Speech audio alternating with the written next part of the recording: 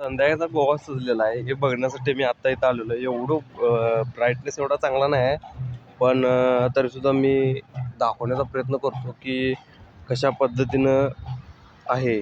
तर बघा एवढं म्हणजे विषय काय नाही. आणि गाड्या वगैरे बसलेलं आहे तर अशा प्रकारे तुम्हाला बघायला भेटेल. पाठीमाग लाईट लावलेलं तुम्हाला बघायला भेटत असं. आणि ह्या इथं अशा गायी बसलेल्या आहेत.